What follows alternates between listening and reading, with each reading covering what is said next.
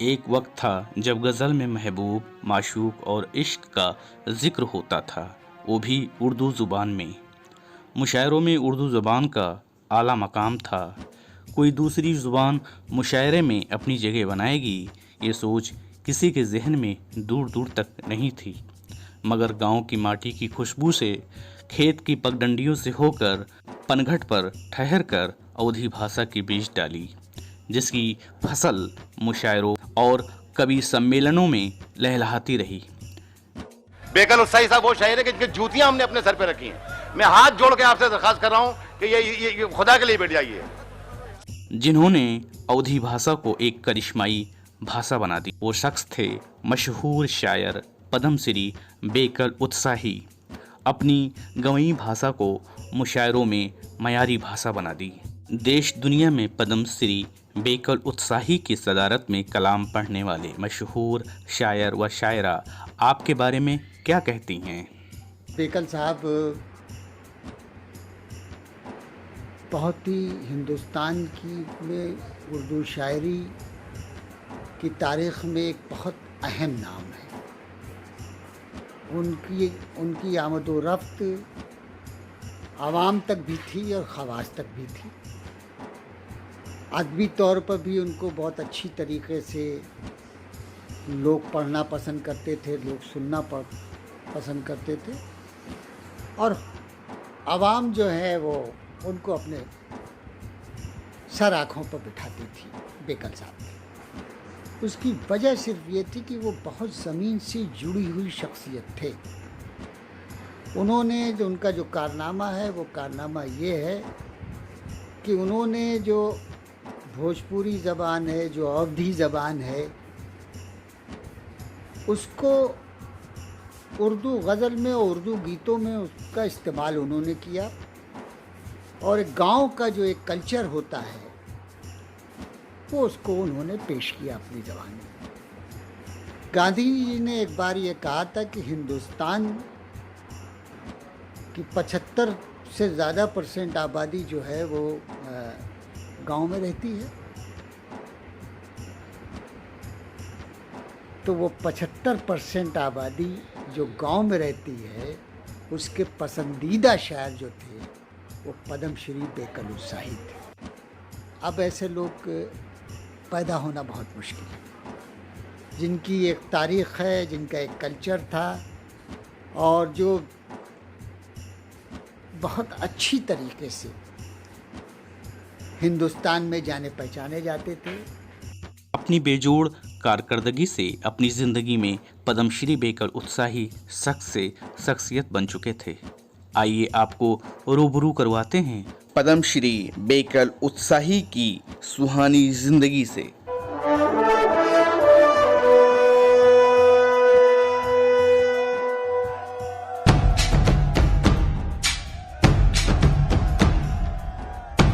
अपनी मस्ती की शाम मत देना,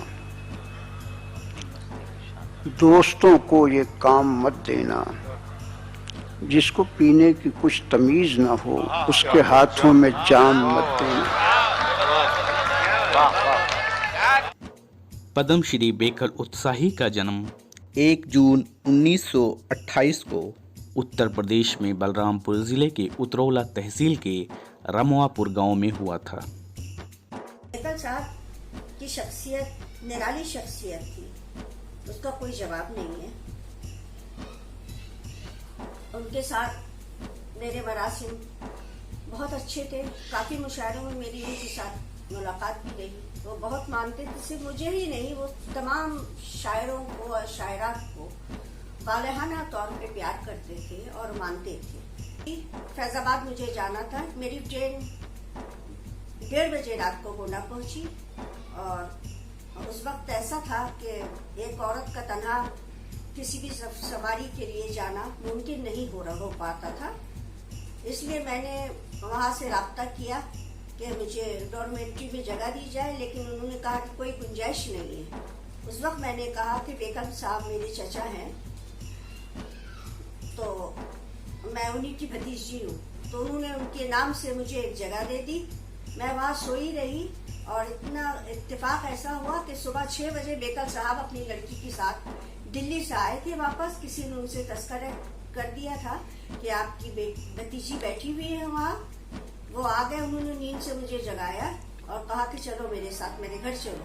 मैंने कहा नहीं चचा, आज मैं फैजाबाद जा रही हूँ, इसलिए मुमकिन नहीं है कि मैं जाऊँ, इंशाल्लाह फिर कभी। इसके बाद फिर उनसे मेरी मुलाकात कलकत्ते में आए थे। एक उर्स था किसी में जिसमें उनकी सदारत थी, नातिया मुशायरा था, उसमें उनकी शिरकत थी। मैं जब स्टेज पे पहुंची तो उस वक्त वो बैठे हुए थे। उन्होंने मुझे देखते ही वालाहाना तौर पे गले लगा लिया और कहा कैसी हो बेटा। मैंने कहा चाचा मैं अच्छी हूँ, आप कैसे? कहा मैं भी अच्छा हूँ, देखो कमजोर हो गया हूँ। फटी कमीज, बहुत अच्छा है। नुची आस्तीन, कुछ तो है। क्या वाह। फटी कमीज, नुची आस्तीन, कुछ तो है। गरीब ऐसी दशा में हसीन, कुछ तो है। लिबास कीमती रखकर भी शहर नंगा है। लिबास कीमती रखकर भी शहर नंगा है। हमारे गांव में मोटा महीन, कुछ तो है। पूरी दुनिया में बेकल उत्साही अपने इसी नाम से मशहूर हैं, मगर असल नाम उनका मोहम्मद शफी खान था। हालांकि गांव के लोग उन्हें भुल्लन भैया के नाम से पुकारते थे। मेरा धर्म है मोहब्बत, मेरा धर्म है मोहब्बत, मेरी नीत है भलाई, मेरी मंजिल एकता है, नहीं राह है पराई। कभी बन गया मैं हिंदू, कभी बन गया मुसलमान, नहीं बन सका मैं इंसान, मुझे मौत क्यों न आई, नहीं बन सका मैं इंसान। बेकल उत्साही नाम के पीछे दो मशहूर वाक़या भी है। पहला बाराबंकी ज़िले के देवा शरीफ में हाजी वारिस अली शाह की दरगाह से जुड़ा है। साल 1945 में आपके अम्मा अब्बा आपको देवा शरीफ ले गए।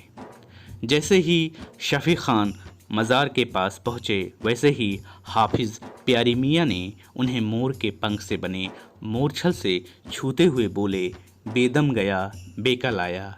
इसके बाद शफी खान ने बेकल वारसी लिखना शुरू कर दिया। शायरी में जिस वक्त मुशायरे होते थे और बेकल चचा होते थे तो वो हर मुशायरा कामयाबी की एक ज़मानत हुआ करता था कि बेकल साहब है तो मुशायरा कामयाब है। और जिस वक्त वो पढ़ते थे, अगर लोग जा रहे हैं तो लोग उनको सुनने के लिए बहुत बेकरार होकर वापस आकर बैठ जाते थे कि अब तो हम बेकल साहब को सुनकर जाएंगे। पहले प्राइम मिनिस्टर नेहरू जी उनके बहुत अच्छे दोस्त होते थे और स्वर्गीय इंदिरा गांधी जी बेकल चचा को खुद चचा कहकर बुलाती थी। मैंने पढ़ा है कि 1947 के बाद, आज़ादी के बाद, जो अवधी ज़बान के गीत के वो पहले शायर थे। अलीगढ़ एग्ज़िबिशन में 1986 में बेकल चचा अलीगढ़ तशरीफ़ लाए मुशायरे में।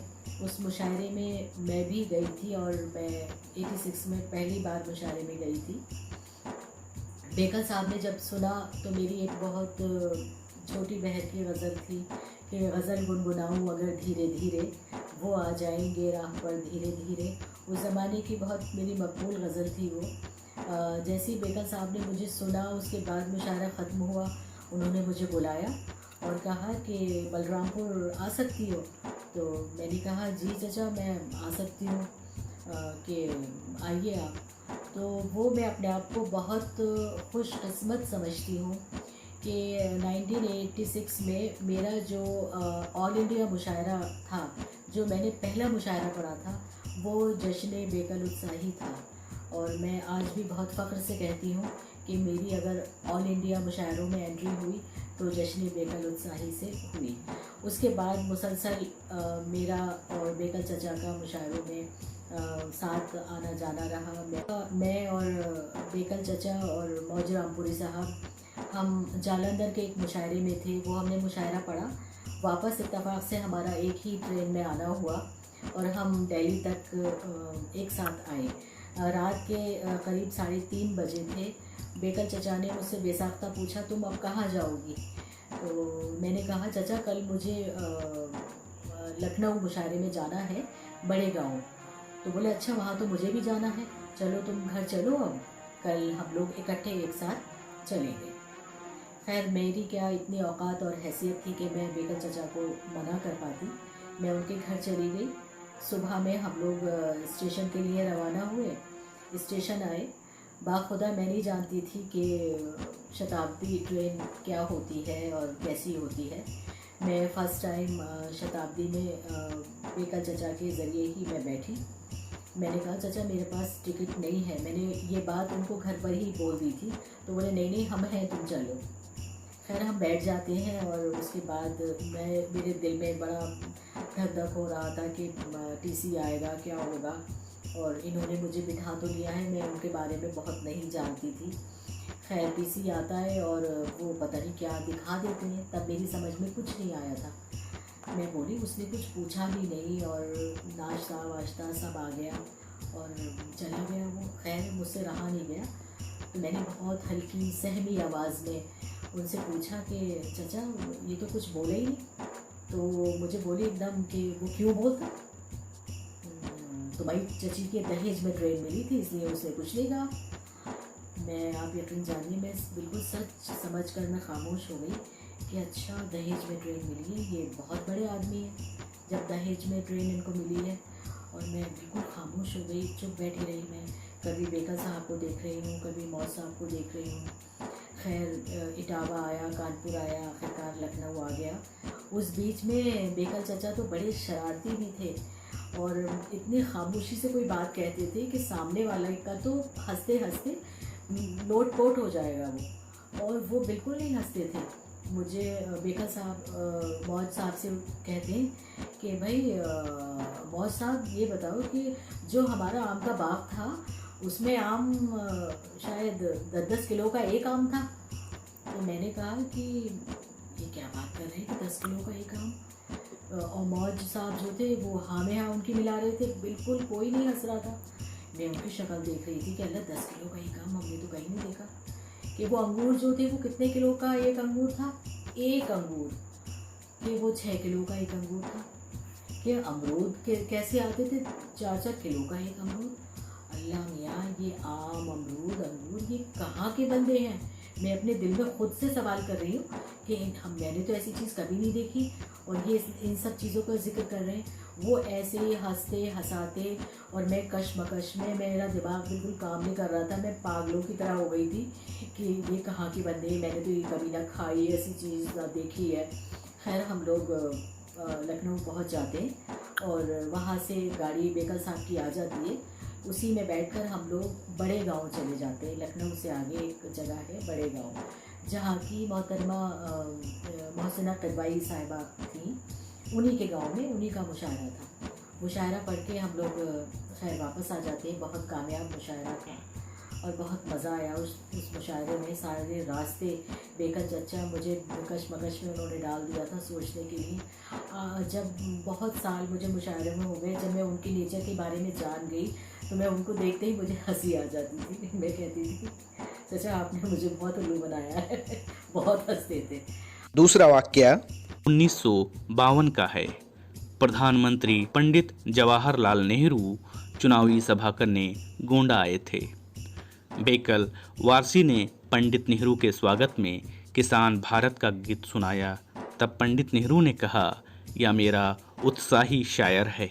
तभी से बेकल वारसी ने बेकल उत्साही लिखना शुरू कर दिया। उनसे हम लोग के बड़े दैरीना मरासिम थे और वो मुझे बिल्कुल छोटी बहन की तरह मानते थे। यहाँ तक कि उनके बच्चे मुझे फूफी कहते थे। बेकल साहब उनकी शायरी जो है वो एक बड़ी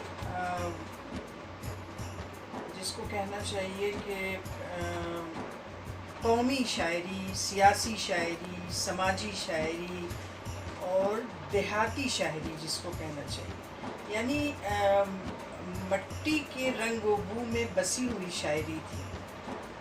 और बेकल साहब ने जहाँ तक शायरी की इब्तिदा की और शायरी के दरवाज़े पर दस्तक दी, तो दस्तक देने पर जब उधर से शायरी ने दरवाज़ा खोला तो उनके उस शायरी नुमा लड़की जिसने दरवाज़ा खोला, शायरी की जो पोशीज़ा थी, उसके आंचल में, एक आंचल के कोने में गीत बंधे थे, एक में दोहे बंधे थे, एक में कौमी शायरी थी और एक में सियासी और समाजी हलचल थी।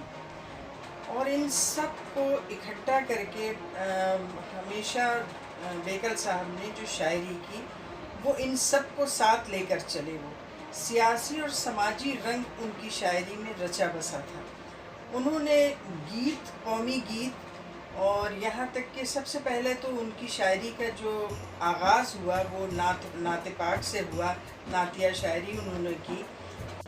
उनके इस्तिआरे में जुगनू चमकते थे, उनके लहजे में कौमी यकजहती मिलती है और उनके आहंग में समाजी और सियासी किरदार पाए जाते हैं।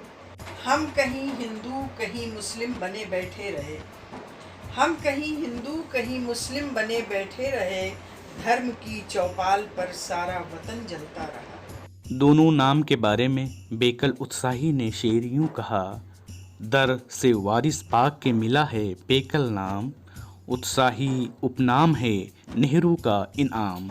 बेकल उत्साही ने आज़ादी के सिपाही के तौर पर देश के कोने कोने में जाकर देश की आज़ादी के लिए गीत व नज़्म भी पढ़ी और लोगों को जागरूक किया।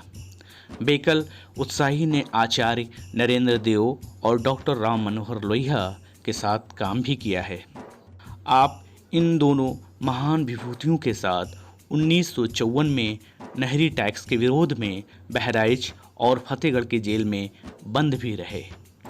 आपके वतन परस्ती का सबूत आपके इस शेर से मिलता है, ये सब है कोई पूंजी नहीं मेरे पास, मेरे बदन पे ज़मीने वतन की धूल तो है।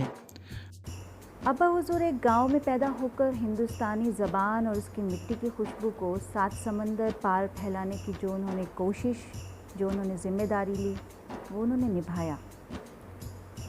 उनकी खिदमत में उन्होंने उर्दू को हिंदी से जोड़ा, क्योंकि उर्दू हिंदी की जड़ एक है और इसलिए अवामी असनाफ कभी अलग नहीं हो सकती, ये उनका सोचना था। ये एक बहुत अहम सोच है जो वो लेकर चलते रहे और लोगों तक पहुंचाते रहे। बेकल उत्साही ने हिंदी उर्दू को खुसरो के 2 आंखें मानने वाले ऐसे शख्स थे जो हिंदी और उर्दू को कभी भी जुदा नहीं होने देना चाहते थे, जो इसके बिल्कुल ख़िलाफ़ थे। लेकिन आज के माशरे में हम जो भी देख रहे हैं, जिस तरीके से हमारे सामने भाषाएं और बोलियों को धर्म के आधार पर बांटा जा रहा है, वो इस समाज के लिए ना अच्छा है और ना ही इस मुल्क के लिए। जब हम उन्हें पढ़ते हैं, उनकी शख्सियत को, उनके शेरों को, तब हम उन्हें जान पाते हैं कि वाकई में वो इस देश के लिए क्या चाहते थे, हिंदुस्तानी कौम के लिए क्या चाहते थे, समाज के लिए क्या चाहते थे। चनांचे इस मौके पर मेरी सूबे और मुल्क की मरकज़ी से दरख्वास्त होगी कि देश को तरक्की और सद्भाव की राह पर ले जाना है तो बेकल उत्साही की सोच को ज़िंदा रखना होगा। बेकल उत्साही ने 2 दर्जन से अधिक किताबें भी लिखी हैं।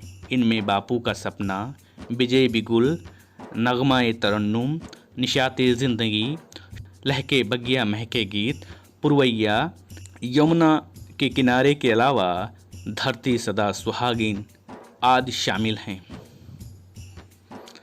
बेकल उत्साही की ज़िंदगी और शेरो शायरी पर लेखकों ने कई किताबें भी लिखी हैं। बेकल उत्साही को उनकी जिंदगी में साहित्यिक सेवाओं के लिए देश विदेश में कई पुरस्कारों से नवाजा जा चुका है। बेकल उत्साही को साल 1976 में पद्मश्री अवार्ड, यश भारती पुरस्कार मिल चुका है। आपके साहित्यिक सेवाओं को देखते हुए भारत सरकार ने आपको राज्यसभा तक पहुंचाया। आपके जीवन और काव्यों पर कई विश्वविद्यालयों में शोध कार्य भी हो चुका है और हो रहे हैं।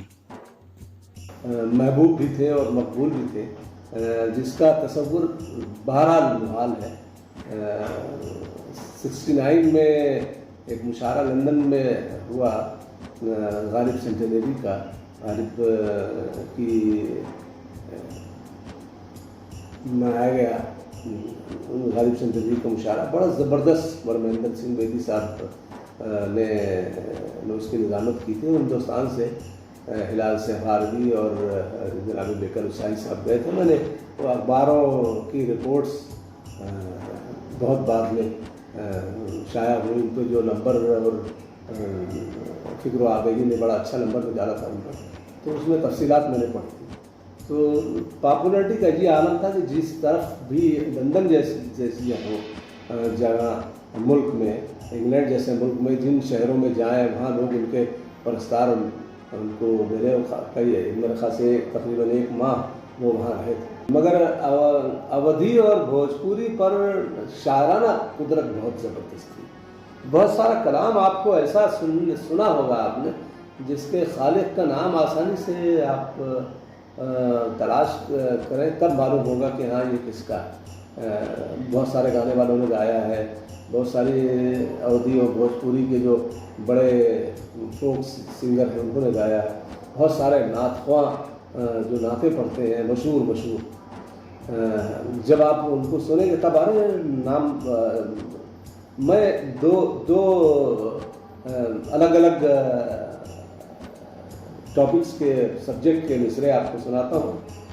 एक तो ये कि आप सुनेंगे तो एकदम से शायद एक्नॉलेज करें कि अरे ये उनका है।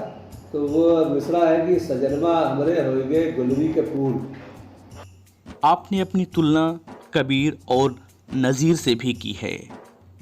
उसे यूं कहते हैं, सुना है मोमिनो गालिब न मीर जैसा था, हमारे गांव का शायर नज़ीर जैसा था। छिड़ेगी दैरो हरम में ये बहस मेरे बाद, कहेंगे लोग कि बेकल कबीर जैसा था। जिनकी कलंदराना सोच और फ़कीराना तबीयत का सब ने लोहा माना। गाँवों को शहरों से मिलाने वाले और गाँवों को शहरों तक ले जाने वाले पद्मश्री बेकल उत्साही 3 दिसंबर 2017 को दुनिया को अलविदा कह गए। क्षण भई माँ आकाश जवैया, क्षण भई माँ आकाश जवैया, दुई जग के सरदार। हिया हुआ हर लोक में सरवर, तुम रही है अधिकार। तुम रही है अधिकार कि तुम रही निर्मल ज्योत शरीरा। पाथर पेटे बांध बनायो दुखियन की तकदीरा।